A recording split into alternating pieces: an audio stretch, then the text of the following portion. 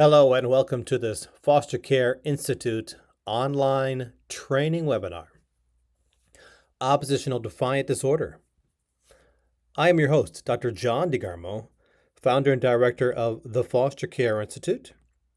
I am a best-selling author of several foster parenting books, an international speaker and trainer, and my wife and I have been foster parents to over 60 plus children and youth who have come through our home and joined our family. Indeed, over the years, we've had many teens and youth with oppositional defiant disorder who have been a part of our family. Our goal during this Foster Care Institute training webinar is to help you increase your awareness of what oppositional defiant disorder, often known as ODD, is and how it affects youth. We're going to help you increase your awareness of what oppositional defiant disorder is, help you gain understanding of what the signs and symptoms and even the causes of oppositional disorder, what they look like, and finally, how to best address oppositional defiant disorder in the youth that you work with.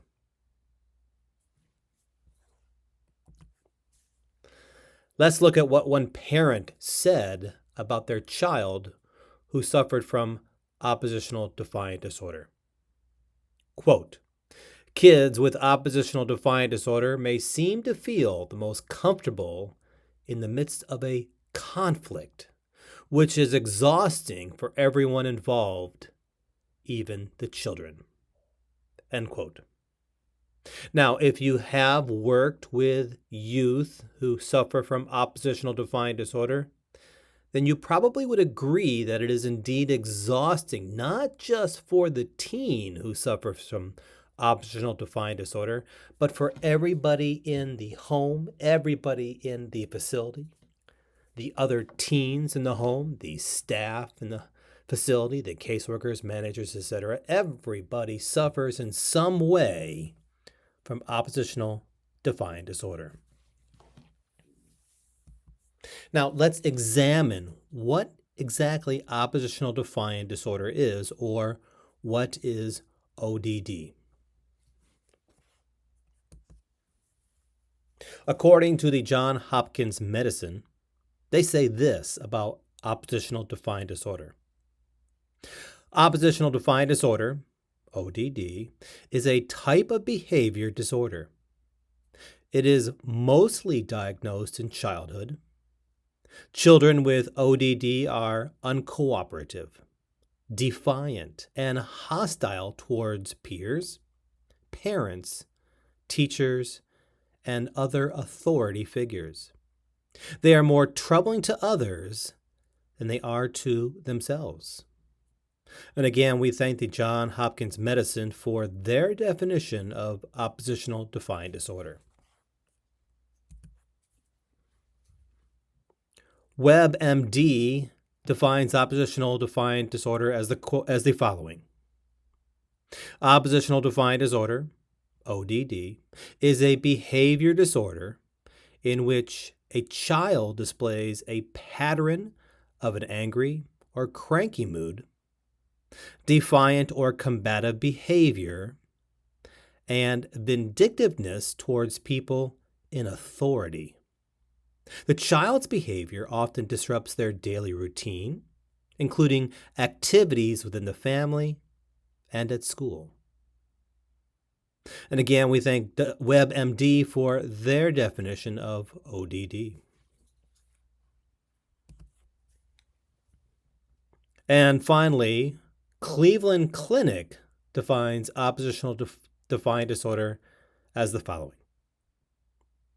Oppositional defiant disorder, ODD, is a condition in which your child displays a pattern of uncooperative, defiant, and angry behavior towards people in authority.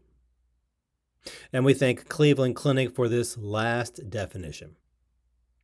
So we can see through these three definitions that youth with ODD often display angry or defiant behavior towards people in authority. Again, as you work with youth in foster care who suffer from ODD, you very well may see this defiance, this angry behavior towards you, caseworkers, staff members, management, supervisors, again, those in authority.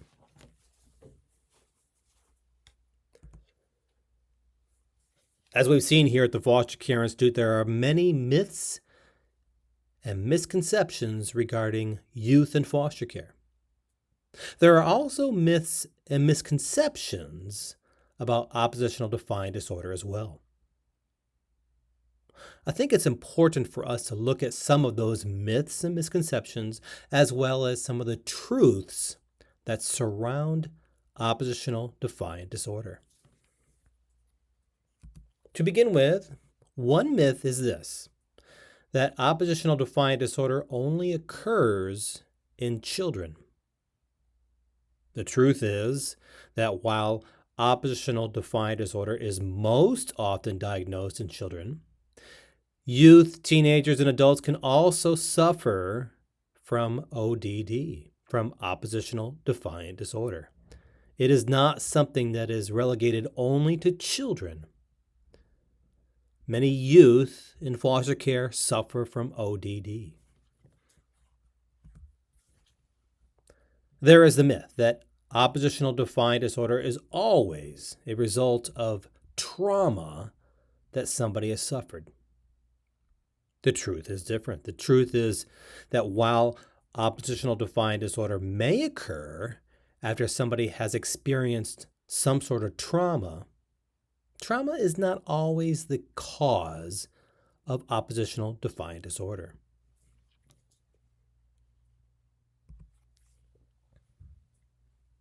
There is a myth that oppositional defiant disorder is a result of, quote, bad parenting. The truth is that oppositional defiant disorder is often associated with neglect or absentee parenting, parents who simply were not there for their child. Yet at the same time, children with loving, caring, and parents who are involved in their life, these children can also suffer from oppositional defiant disorder. So it simply is not from, quote, bad parenting. Again, teens who have come from loving homes can suffer from oppositional defiant disorder.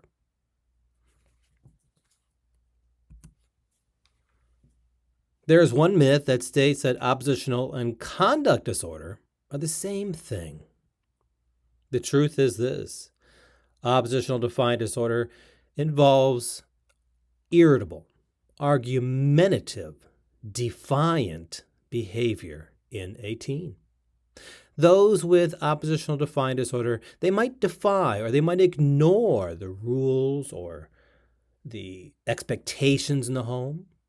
They might defy or ignore requests from staff members or people in authority. But behavior that's violent or behavior that is simply outright illegal, well, that isn't common with ODD. Conduct disorder involves behavior that is repeated, such as violence or illegal activity. Again, it's repeated, and a disregard for the other's rights or property. So you can see there is a difference between oppositional defiant disorder and conduct disorder.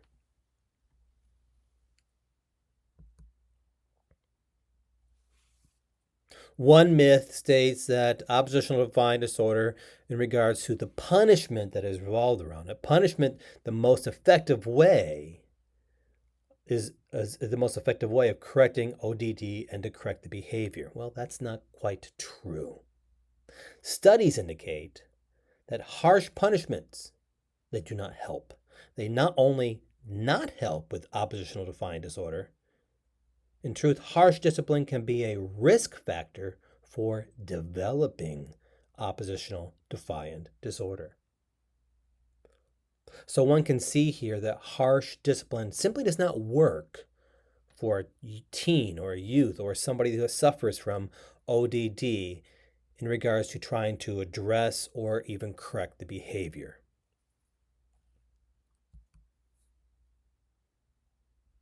Finally, there is the myth that ODD, or oppositional defiant disorder, is impossible to treat. The truth is rather different. Oppositional defiant disorder is indeed quite treatable. More than 65% of children and youth with oppositional defiant disorder, they see their symptoms go away in 3 years or even less. We want to thank Good Therapy and Good Therapy blog for their myths and truths revolving around oppositional defiant disorder. So we've seen some of the definitions of ODD. We've seen some of the myths and the truths. Now let's look at the causes of oppositional defiant disorder. Well, there are really no known causes of oppositional defiant disorder that researchers are currently aware of. Now, there are theories as to perhaps what might cause ODD, or oppositional defiant disorder. And we're going to look at some of those theories. But keep in mind, there are no known causes that researchers are aware of. Over the next few slides, we're going to look at some of these theories, and we're going to have these theories under the heading of causes. One theory about a cause of oppositional defiant disorder is the environment. Those children and youth who are in an environment where there's a lack of consistent positive parenting or a lack of supervision for that child or that teen, as well as harsh or inconsistent discipline, could be a factor for oppositional defiant disorder.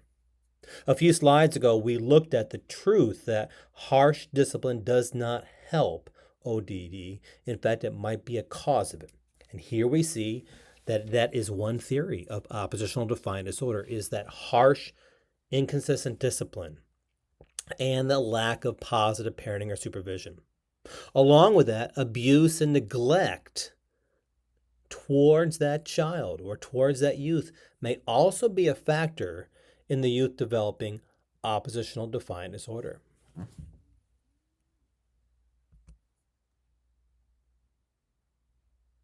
The developmental theory is another possible theory regarding oppositional defiant disorder. This theory suggests that oppositional defiant disorder could begin when a child is in those toddler years, those very formative years as a toddler. The child may have had challenges learning to become independent from the parent or a parental figure who they were emotionally attached to. As a result, the child's behavior may be normal developmental issues that last into their teen years and perhaps even beyond those teen years. One theory to a cause for oppositional defiant disorder is genetics. The child's natural personality and their character or their temperament might help to contribute to developing oppositional defiant disorder. Along with this, the way the brain and nerves function could also be a possible contributing factor towards developing oppositional defiant disorder. And one last theory or possible cause is the learning theory. Now, this learning theory suggests that oppositional defiant disorder could come from learned attitudes. Now, this learned attitude might result from negative reinforcement methods from parents or parental figures. The child always gets what he wants, or he receives attention and reaction from others. Again, that negative reinforcement. This use of negative reinforcement increases oppositional defiant disorder behavior in children and youth.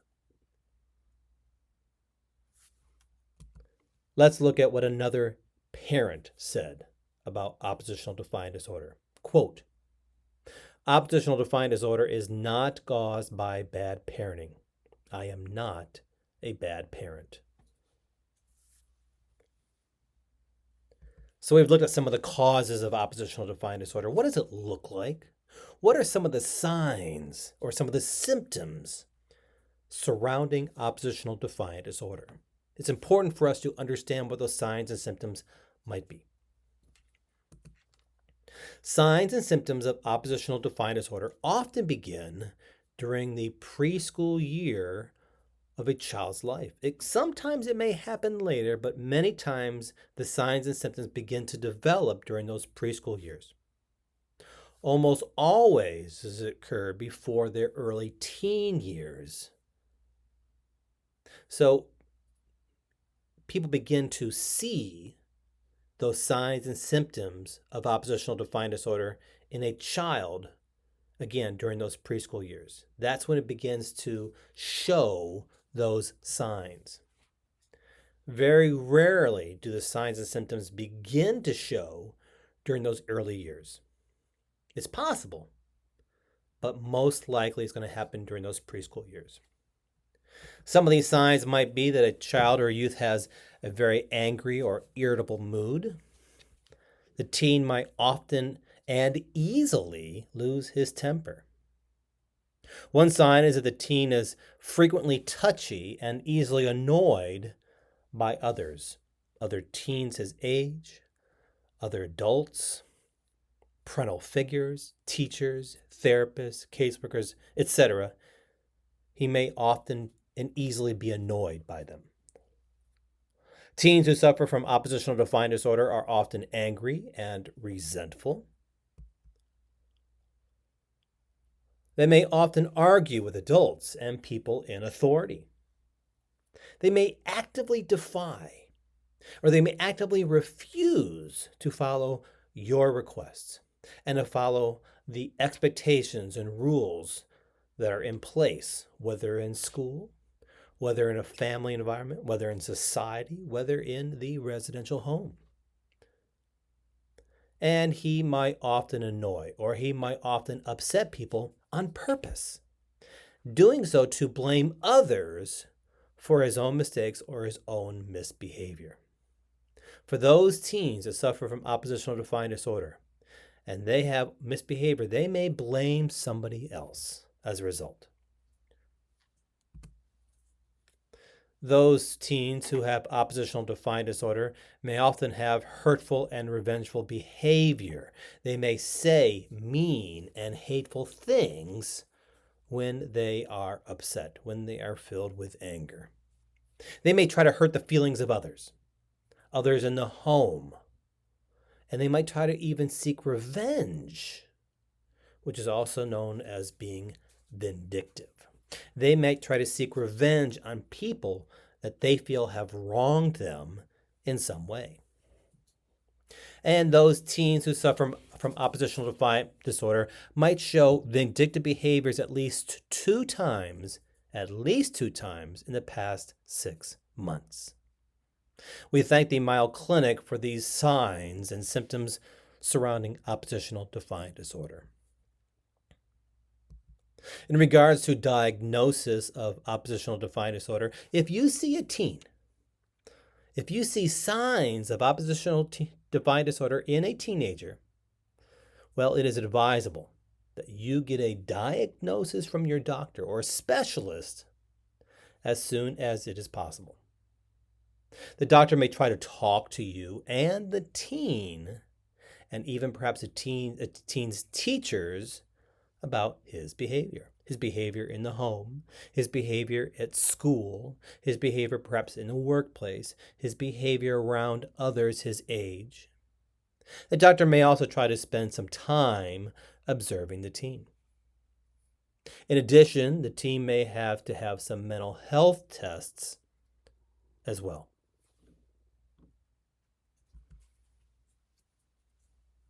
Now, in order for anyone to be diagnosed with oppositional defiant disorder, the symptoms must be present. They must be seen, if you will, for more than 6 months. If there is a teen in the home has often angry behavior, who is often disruptive, who's defying the rules and expectations, who's easily argumentative, who tries to hurt others' feelings. Again, in order for it to be diagnosed as oppositional defiant disorder, these incidences, these behaviors, if you will, must occur for at least 6 months. Finally, the behavior. The behavior of that teen must be very, very different than typical children or teens of the same age and developmental level, and must not be explained by another disorder or an event. So we've looked at the causes, we've looked at the symptoms and signs, we've looked at the diagnosis, we've even looked at some of the myths and truths. How do we help that teen? How do we help that teen who is struggling and suffering from oppositional defiant disorder in the home? To begin with, youth with oppositional defiant disorder are often confrontational. They're often disobedient. They're often disrespectful towards you and everyone. Standard discipline techniques, those typical techniques of discipline that you might use in the home, well, they often do not work for those who have oppositional defiant disorder, or they're not effective for those youth that are diagnosed with ODD. Now, first and foremost, when you're working with a teen who has oppositional defiant disorder, that teen who is always argumentative with you, that teen who's trying to hurt your feelings and other people's feelings, who's trying to seek revenge or is vindictive, who's constantly arguing, is important for you. It is critical that you do not take his behavior personally. When he's arguing with you, when he's refusing your rules, when he's refusing to even listen to you, again, it has nothing to do with you. Nothing to do with you at all. It has everything to do with his diagnosis of oppositional defiant disorder. So, do not take his behavior personally. It's not a personal attack on you. It is a symptom of what he's suffering from. Now, it's important for you to determine that his defiant behavior, is it intentional or is it unintentional? Is it on purpose or not? Is our constant arguing, is his defiance purposeful? Is he doing this on purpose or not? It's important that you determine whether this behavior is intentional or not. And you avoid yelling or being aggressive towards a teen. Yes, he may be yelling at you. He may be calling you every name in the book. He may be on purpose trying to hurt your feelings. Do not yell back. Do not be aggressive towards him, because if you engage in a yelling, argumentative fashion with him, then everybody in the home will lose out. Everybody in the home will suffer, and there will be no winner. Instead, try to lower the tone of your voice. Try to lower the intensity of your voice. Try to stay calm. Come down to his eye level. If you need to, sit down with him. If possible, hold his hands if he's allowing it. Use simple words like, I see that you're upset. I can hear that you are angry. Do not go into long explanations. Do not lecture him. Do not yell back at him. Again, remain calm. Respond in a calm fashion. Lower your voice. And use simple words. One way to help him is to focus not on his behavior, not on his negative, defiant behavior. Instead, reinforce his positive behavior instead. Catch him in the act of being good. So many times we catch teens who are doing the wrong thing. We catch them in the act of doing the wrong thing. Catch them in the act of doing the right thing. Look for opportunities when he's doing the right thing, behaving in a positive way, and praise him for doing that. For example, if he should go all day long without yelling at somebody, you praise him for that. If you walk into the room and you notice the room is clean, praise him for that. If you can see he's beginning to be upset, but he calms down, praise him for that. Look for opportunities all day long where he's doing the right thing. He's behaving in a positive fashion, and praise him and encourage him for that. Now, make sure you remain in control. Regulate your own emotions. Be the patient, generous, loving parental figure that every teen wants and needs. One way you can help him is by encouraging him to exercise. Those teens who suffer from oppositional defiant disorder often are able to be helped when they are doing some sort of physical exercise. Find ways for him to participate in various forms of exercise. Get outside and play. Play basketball, throw a frisbee around, throw a football around, play catch, dance lessons, swimming, biking, walking, whatever it might be. Exercise helps to promote healthy brain function. Along with that, it helps to control aggression in youth. The more physical activity he has, the less aggression, most likely, he's going to have. You can help yourself and all in the home by recognizing patterns surrounding oppositional defiant disorder. Get to know the patterns that might indicate that he is going to have an anger attack. Look for those patterns and keep proper and regular documentation of his behavior, because they can help to identify what might trigger his anger, what might trigger his ODD.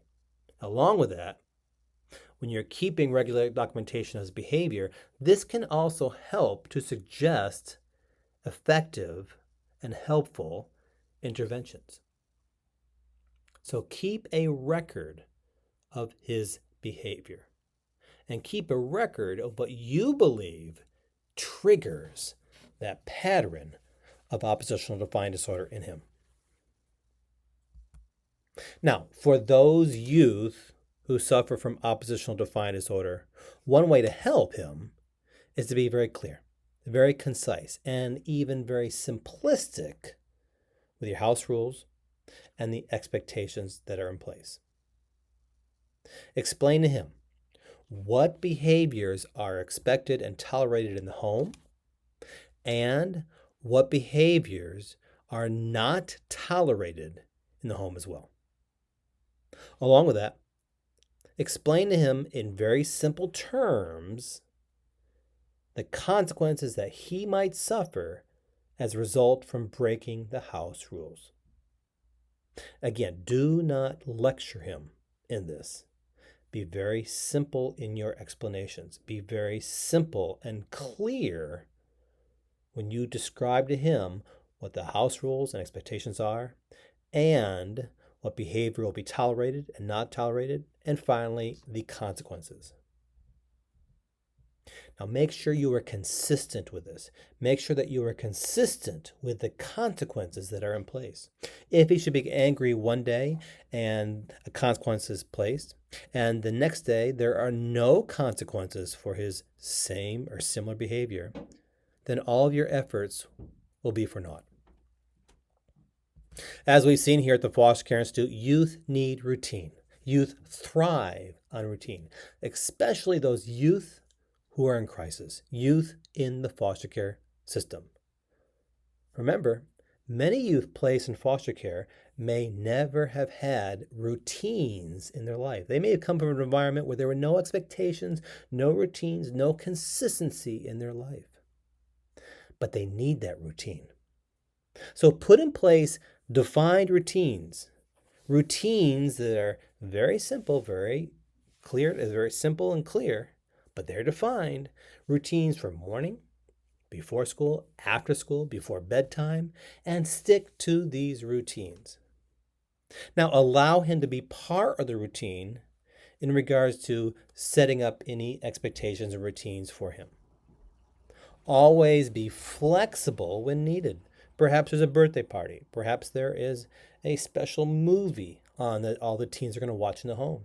Maybe there is a special celebration of some sort. So be flexible when it comes to routine. At the same time, make sure that you stick to those routines as much as possible before school, after school, before bedtime.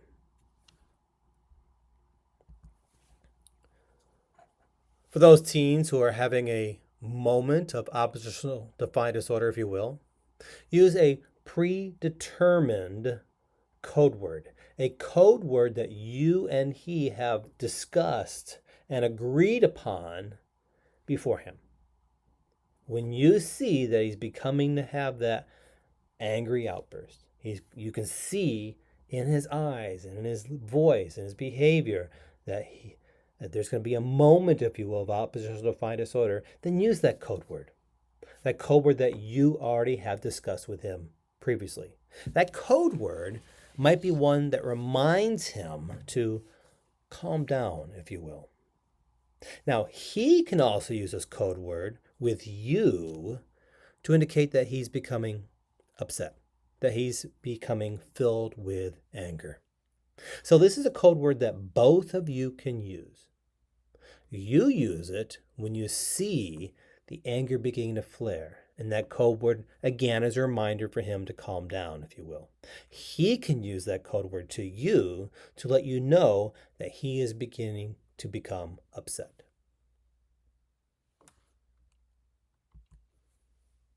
As we mentioned earlier, there's no point in arguing with him. In fact, it's going to be counterproductive and even perhaps dangerous. Do not argue. Do not give him ultimatums. In other words, do not say something like, if you do not calm down now, this will be the punishment. No ultimatums. Instead, give him some choices during those moments of oppositional defiant disorder. Here's an example. Again, these are in simple words. I see that you're upset. While you may not yell at me, you can either sit down for 5 minutes at the kitchen counter, or you can go to your room for 5 minutes. Which would you prefer? Say something very simple like that. You're giving him a choice. And when he has that choice, he feels he has some sense of control. He feels that he still has some sense of power, if you will. We hear a lot about safe spaces. For those teens with oppositional defiant disorder, create some sort of safe space for him.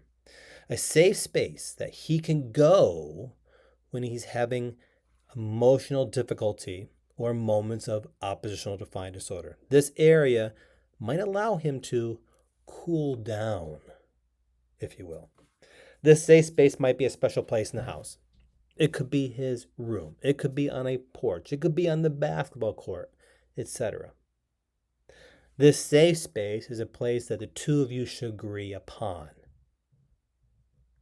Or the safe space should be one that is agreed upon by you and other members of the other staff members in the home. When it comes to school, there are school support services in place for youth with oppositional defiant disorder. Youth with ODD might be eligible for certain protections and reasonable accommodations under the Americans with Disabilities Act, or ADA, or Section 504 of the Civil Rights Act. In order to better determine if the teen that you're working with and the teen in the home has these protections and these support services, talk to your teen's teachers, talk to the school principal, talk to the counselors about how to get more information that he can have those accommodations and he can have those support services while in school. Make no mistake, professional counseling, professional therapy can be very helpful for those youth who have oppositional defiant disorder. Talk to your supervisor about the opportunity for professional counseling, professional therapy for the teen. Perhaps family counseling sessions could also be helpful. There are other forms of therapy as well. They include cognitive behavioral therapy.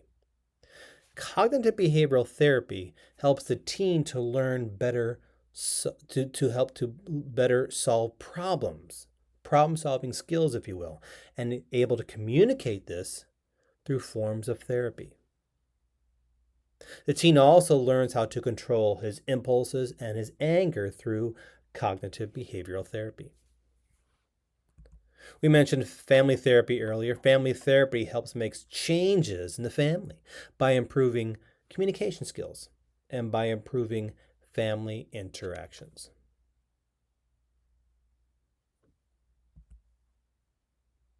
When it comes to medications, there are some sort of medications that can be used to treat behavioral concerns. The real work, though, the real healing, though, is done through various forms of therapy. Now, it's very important that you always consult with a doctor and the caseworker and your supervisor before giving the youth any sort of medication. And it's also critical that you document every time you give any child any sort of medication. You document the time, the date, the location. You document the amount that you gave. You document the name medication. You document who gave you permission to give that medication. This all must be in written form of documentation. Working with youth, living with youth who suffer from oppositional defiant disorder can be exhausting for everyone in the home. When you help the youth with oppositional defiant disorder, you help all of us at the same time. Remember, this is going to take time. And this is not something that's going to happen overnight. But when you implement some of these skills, some of these practices, well, this can go a long ways towards helping that youth who is struggling with ODD. Perhaps you need a little bit of encouragement yourself. Check out the book, The Little Book of Foster Care Wisdom. This is a book that's 355 days of encouragement and inspiration for those who work with children and youth in the foster care system, including you. And we have many books available at the Foster Care Institute. I'm sure there's a book right now that fit what you're struggling with and fit your needs. For much more information, check out the website, Dr. John DeGarmo, fostercare.com, or go to the Foster Care Institute. You'll find a wealth of resources, articles, webinars, videos, podcasts, and so much more as you work with youth in crisis. Follow me on Facebook at Dr. John DeGarmo, the Foster Care Institute, for daily updates and tips, as well as on Twitter. And if you have questions about this webinar or anything else that I can help you with, please email me at drjohndegarmo@gmail.com. The job you have can be exhausting. The job you have can be wearing. The job you have might lead towards secondary traumatic stress or burnout or other forms of stress. You might feel the job you have is not making a difference at all. I can assure you the job you have is so important. The job you have is making a difference. You are changing the world for a teen in crisis. So I want to thank you. I want to thank you not only for watching this webinar, but I want to thank you for all that you do to help, to truly help teens and youth in crisis, teens and youth in foster care. You are changing the world one teen at a time. And you inspire me. For the Foster Care Institute, I'm Dr. John DeGarmo.